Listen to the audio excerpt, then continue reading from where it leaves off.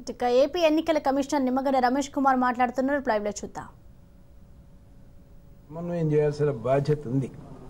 కానీ జిల్లాల వారీగా జరిగిన చర్చలు చూస్తే అపరిష్కృతంగా కొన్ని సమస్యలు ఉండిపోవటం శోచనీయం.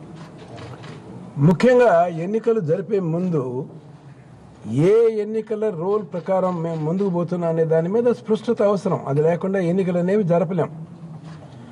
కానీ ఈ స్పష్టత ఇవ్వటంలో పంచాయతీరాజ్ కమిషనరు, పంచాయతీరాజ్ సెక్రటరీ పూర్తిగా విఫలమైన నేపథ్యం చాలా బాధాకరం. ఎందుకంటే రాష్ట్ర సమత న్యాయస్థానానికి ప్రభుత్వం తరఫున స్పష్టమైన హామీ ఇచ్చాం. మనం 2021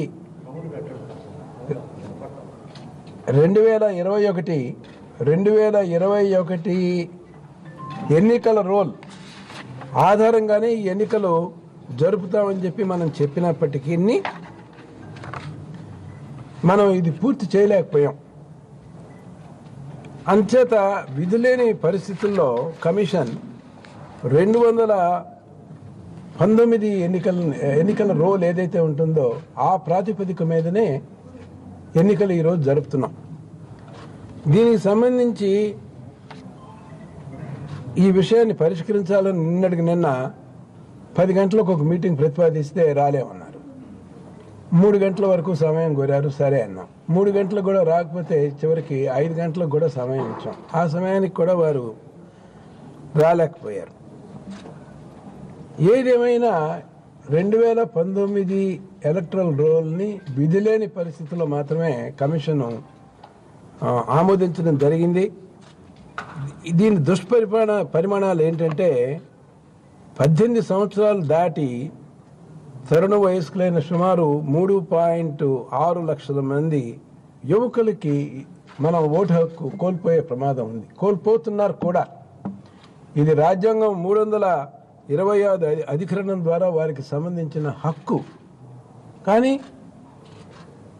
ఈ పంచాయతీరాజ్ శాఖ పనితనంలో అలసత్వం వలన కానీ, బాధ్యతారాహిత్యంగా పనిచేయటం వలన కానీ ఈ విపత్కరమైన పరిస్థితి వచ్చింది. దీన్ని కమిషనర్ చాలా తీవ్ర విషయంగా పరిగణించింది. దీని మీద తప్పనిసరిగా సంబంధించిన వారి అందరి మీద చర్యలు సరైన టైంలో సరైన విధంలో ఉంటాయని చెప్పేసి తెలియజేస్తున్నాను. ఏదేమైనా అవరోధాలన్నీ కూడా అధిగమించి ఎన్నికలు జరపాలి అనే కృత నిశ్చయంతో ఎన్నికల సంఘం పూర్తి విశ్వాసంతో కూడా ఉంది. ఎన్నికలు జరపబోతున్నాం. రాష్ట్ర ప్రభుత్వం సోమవారం సుప్రీంకోర్టులో కేసు విచారణకు వస్తుంది. అందువలన ఎన్నికల ప్రక్రియ వాయిదా వేయాలి అని చెప్పి కోరటం కూడా జరిగింది. ఇది సహేతుకంగా లేదని చెప్పి కమిషన్ ఈ సూచనను తిరస్కరించింది. ఈ ముందుగా నిర్ణయించిన ప్రకారమే ఎన్నికల ప్రక్రియ ఈ రోజుతో ఆవిష్కృతం అయింది. నేను ఒక విషయం మీ అందరికీ కూడా తెలియజేస్తున్నాను. మనం పనిచేస్తున్న వ్యవస్థలో గవర్నరు, చీఫ్ సెక్రటరీలు వంటి వారు రాజ్యాంగ పదవుల్లో ఉన్నత పదవులతో ఉన్న వారితో ఉన్న ఉత్తర ప్రత్యుత్తరాలన్నీ కూడా గోపనీయమైన విషయాలు. కమిషన్ ఇప్పటి వరకు గవర్నర్తో జరిగిన సంప్రదింపులు కానీ, చీఫ్ సెక్రటరీతో సంప్రదించిన సంప్రదింపులు కానీ ఎవరికి పత్రికాముఖంగా బహిరంగపరచలేదు. ఎప్పుడు బహిరంగపరచకూడదు కూడా. కానీ ఉదాహరణకి చీఫ్ సెక్రటరీ గారి లెటర్ అయితే నాకు చేరటానికి ముందుగా పత్రికాముఖంగా ఛానల్స్లోనూ వీటిల్లోనూ వచ్చింది. కనీసం ఇక మీదటైనా కొన్ని విధి విధానాలు, ఒక మంచి సంస్కృతిని, ఒక నియమాన్ని, గోపనీయతని కూడా మనం పాటించాలి. మనం ఆర్టీఐ యాక్ట్ నుంచి మన కరస్పాండెన్స్ అన్నిటికీ కూడా మనకి ఎగ్జంప్షన్స్ ఉన్నాయి. ఉన్న నేపథ్యంలో మనమే వీటిని అతిక్రమించడం తగదు అని చెప్పి కమిషన్ భావిస్తారు. ఇకపోతే ఎన్నికల మీద భిన్న స్వరాలు వినిపిస్తున్నాయనే మాట వాస్తవం. కాకపోతే వీటి ప్రభావం ఎన్నికల నిర్వహణ మీద, ఎన్నికల్లో పోటీ చేసే అభ్యర్థుల మీద ఉండదని చెప్పి కమిషన్ బలంగా విశ్వసిస్తోంది. ఎందుకంటే సేవాభావంతో నాయకత్వ బాధ్యతలు చేపట్టాలి అనే సామాజిక సేవా దృక్పథంతో చాలామంది ఎన్నికల్లో పోటీ చేస్తుంటారు. వారిపై ఎటువంటి హింస, పోటీ చేయటంలో అవరోధాలు కనుక కల్పించినట్లయితే దాన్ని కమిషను, పోలీస్ శాఖ కూడా తీవ్రంగా పరిగణించి దాన్ని స్పందిస్తాయి, దాన్ని పరిష్కరిస్తాయని చెప్పి మీకు తెలియజేస్తా ఉన్నా. స్వేచ్ఛగా న్యాయబద్ధంగా ఎన్నికలు జరపాలి అనేదే కమిషన్ ధ్యేయం. దీనికి సంబంధించిన అన్ని సవాళ్ళని కమిషను స్వీకరిస్తుంది, చేయబడుతుంది, పరిష్కరిస్తుంది. ఎన్నికల ద్వారా సామాజిక స్పృహ కలిగిన నాయకత్వం రావటం, దానివల్ల పంచాయతీల పనితీరు గణనీయంగా మెరుగుపడుతుంది. ముఖ్యంగా కరోనా వంటి విపత్కర పరిస్థితులు వచ్చిన నేపథ్యంలో స్థానిక నాయకత్వం బలంగా పనిచేసి ప్రజలందరినీ కూడా చక్కగా సమాయత్తపరుస్తుందని చెప్పి కమిషన్ విశ్వసిస్తోంది. ఇది మన దేశవ్యాప్తంగా ఉన్న అనుభవం ఇదే. గత 2.5 సంవత్సరాలుగా అధికారుల నియంత్రణలోనే మన స్థానిక సంస్థలు పూర్తిగా ఉన్నాయి. అంచేత వాటి పనితీరు అంతంత మాత్రంగానే ఉంది. ఈ ఎన్నికలు జరపడం ద్వారానే అవి బలపడతాయి. విధులు, నిధులు, అధికారాలు ఈ సంస్థలకి ఎన్నికల ద్వారానే చేరతాయి. ముఖ్యంగా సమాజంలో బడుగు బలహీన వర్గాలు, ప్రత్యేకించి మహిళల అస్తిత్వం ఈ స్థానిక సంస్థల్లో నాయకత్వాన్ని చేపట్టడం ద్వారా బలపడతాయి. అందుకని ఎన్నికలను మనం అందరం కూడా స్వాగతించాలి. ఎన్నికల్లో ముఖ్యంగా అక్రమాలు, ఏకగ్రీవ ఎన్నికల మీద ప్రత్యేకంగా దృష్టి కమిషన్ పెట్టబోతోంది. ఒక ఐజీ స్థాయిలో ఉన్న అధికారిని సహకారంతో కమిషన్ సమన్వయాన్ని మెరుగుపరుచుకుని గతంలో లాగానే అక్రమాలని పూర్తిగా అడ్డుకట్ట వేయాలి అనే ఒక దృఢ సంకల్పంతో ఉంది.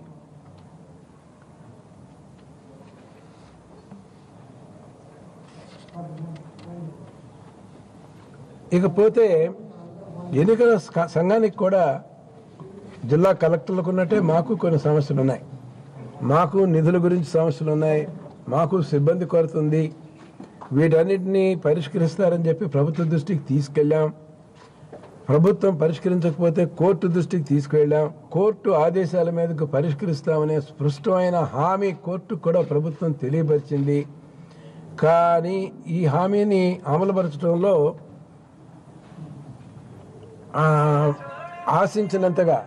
ఆశించినంతగా ఫలితాలు మాత్రం లేవు. ఈ విషయాలని నేను స్వయంగా గవర్నర్ గారికి 2-3 విడతలుగా ఈ మధ్యకాలంలో గవర్నర్ గారిని కలిసినప్పుడు ఇవన్నీ కూడా నేను గవర్నర్ గారి దృష్టికి స్వయంగా కూడా తీసుకువెళ్ళి ప్రభుత్వానికి బలమైన సూచన ఇవ్వాల్సిన బాధ్యత కూడా గవర్నర్ గారికి ఉందని చెప్పి వారికి నివేదన చేశాను. రాజ్యాంగంలో 243 అధికరణ ప్రకారం కమిషన్ కోరినప్పుడు ఎన్నికలు నిర్వహించడానికి కావలసిన నిధులు, సిబ్బందిని ఇవ్వాలి అని చెప్పి గవర్నరు రాష్ట్ర ప్రభుత్వానికి స్పష్టమైన ఆదేశం ఇవ్వాలి అని కాన్స్టిట్యూషన్లో ఉంది. ఆ రకంగా తమ సూచనలు ఇవ్వమని చెప్పి గవర్నర్ కోరటం జరిగింది. కమిషన్లో చూస్తే మాకున్న సిబ్బంది కొద్దిపాటి వారే, కానీ ఎంతో మెరుగైన పనితీరుతో పనిచేయటం వల్ల ఈరోజు ఈ స్థాయికి ఎన్నికల నోటిఫికేషన్ ఇచ్చే స్థాయికి వచ్చాం. మాకు సెక్రటరీ లేరు, జాయింట్ సెక్రటరీ లేరు, జాయింట్ డైరెక్టర్ లేరు, న్యాయ సలహాదారు లేరు. ఉన్నవాళ్ళు కొద్దిమంది అంకిత భావంతో పనిచేసినందువల్లనే ఈ ఫలితాలు సాధించాం.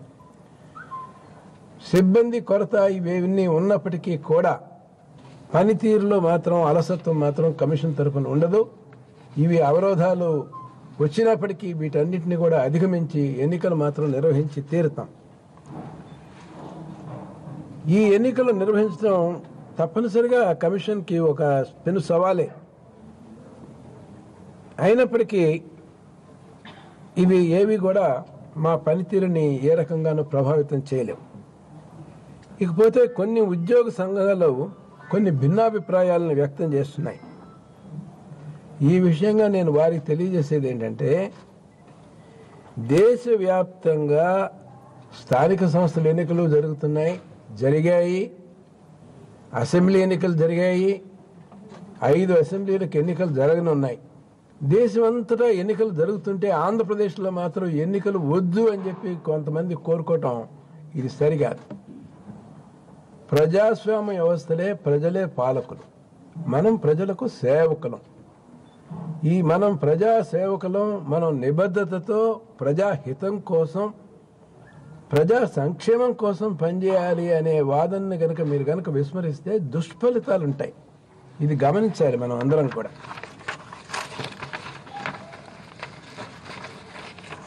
నేను ప్రత్యేకంగా మనవి చేసేది ఏంటంటే, ఎన్నికలు జరిపే రాజ్యాంగ బాధ్యత పూర్తిగా ప్రభుత్వం మీదే ఉంది. ఎన్నికల కమిషన్కు ఉండేది వేళ్ల మీద లెక్కబెట్టే సిబ్బంది. ఈ కార్యక్రమాన్ని అంతా నిర్వహించేది రాష్ట్ర ప్రభుత్వ ఆధ్వర్యంలో, రాష్ట్ర ప్రభుత్వ ఆదేశాల మేరకు జిల్లా కలెక్టర్లు నిర్వహించాలి ఉద్యోగుల ద్వారా. రేపు ఈ ఎన్నికల ప్రక్రియ ఎటువంటి అవరోధాలు కానీ, ఎటువంటి ఆటంకాలు కానీ ఎదుర్కొంటే దీని బాధ్యత పూర్తిగా ప్రభుత్వ యంత్రాంగందే. ఈ విషయాన్ని నేను గవర్నర్కి నివేదించక తప్పదు. అంచేత దీని పూర్తి మూల్యాన్ని కూడా ప్రభుత్వ వ్యవస్థ చెల్లించాల్సి వస్తుంది. ఒకవేళ ఎన్నికలు ఉద్దేశపూర్వకంగా జరపకుండా అడ్డుకుని ఏదైనా అటువంటి విఘాతం రాదని నేను విశ్వసిస్తున్నాను. వస్తే మాత్రం దీనికి ఎవరు జవాబుదారు అనే విషయం మీద నేను స్పష్టమైన నివేదిక గవర్నర్కి తెలియపరుస్తాను. పైగా సోమవారం సుప్రీంకోర్టులో కేసు వస్తున్న నేపథ్యంలో ఇటువంటి పరిస్థితులు రావు. సుప్రీంకోర్టుకి ఎన్నికల సంఘం నుంచి కూడా నివేదించాలి, ఇటువంటి నివేదన చేయాల్సిన అవసరం వస్తుంది అని చెప్పి నేను అనుకోవట్లేదు. అవసరం వస్తే సుప్రీంకోర్టుకి కూడా నివేదించాల్సి వస్తుంది, తప్పదు. ఉన్న పరిస్థితుల్ని నేనేమీ దాచలేను.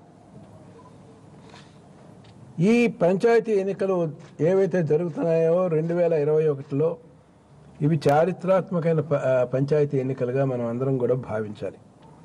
పలు కారణాల చేత ఇవరకే వీటన్నిటికీ ఒక ప్రత్యేకత, ఒక గుర్తింపు వచ్చాయి. ఎన్నికల గురించి క్షేత్రస్థాయిలో ఓటర్స్లో, ప్రజల్లో, సమాజంలో మంచి ఉత్సుకత ఉంది, ఆసక్తి ఉంది. ఎన్నికల్లో పాల్గొన్నారు అనే ఒక దృఢ దీక్షతో, దృక్పథంతో వాళ్ళంతా ఉన్నారు. దీన్ని మనం అందరం కూడా గౌరవించాలి. ఇటువంటి ప్రజల ఆకాంక్షలకి వ్యతిరేకంగా మనం గనక ప్రవర్తిస్తే అది నైతికంగా కూడా కరెక్ట్ కాదు, అది సమర్థనీయం కూడా కానే కాదు.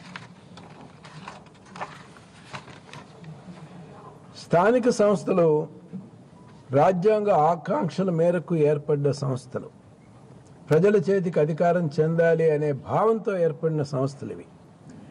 ఆదర్శమూర్తులైన మహాత్మా గాంధీ, అంబేద్కర్ వారి ఆశయాలకి అనుగుణంగానే ఈ సంస్థలు ఏర్పడ్డాయి, అనుగుణంగానే ఇవి పనిచేయాలి.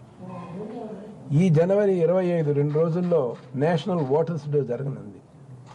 3 రోజుల్లో గణతంత్ర దినోత్సవం జరగనుంది. ఈ సమయంలో మనం అందరం కూడా రాజ్యాంగ స్ఫూర్తికి అనుగుణంగా వ్యవహరించాల్సిన బాధ్యత తరుణం. దీన్ని మనం గుర్తించి సంయమనంతో, విజ్ఞానంతో, వివేకంతో మనం వ్యవహరించాల్సిన అవసరం ఉంది. ఇటువంటి పరిపక్వత ఇది కనుక లోపిస్తే అది చాలా బాధాకరమైన విషయం.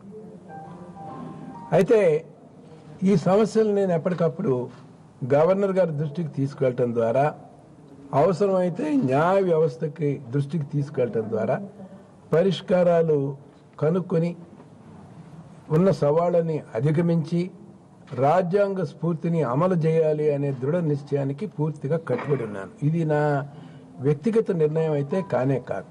కేవలం నాకున్న రాజ్యాంగ బాధ్యతల్ని నేను నెరవేర్తించడానికి మాత్రమే అనుగుణంగానే వ్యవహరిస్తున్నాను. ఇంతకు ముందు కూడా అలాగే వ్యవహరించాను, ఇక ముందు కూడా అలాగే చేస్తాను. నేను ఇది అందుచేతే ఎన్నికలు నిరవధికంగా కానీ, పాక్షికంగా కానీ వాయిదా వేయాలనే వాదనలో హేతుబద్ధత కనపడినందువల్లనే తిరస్కరించాను తప్పితే వేరే కారణాల వల్ల కానే కాదు. మాకు న్యాయ వ్యవస్థ, ముఖ్యంగా మాన్య గవర్నర్ గారి దగ్గర నుంచి పూర్తి తోడ్పాటు లభిస్తుంది అనే భావంతో ఈ ఎన్నికల కార్యక్రమాన్ని విజయవంతం చేయాలని చెప్పేసి అనుకుంటున్నాం.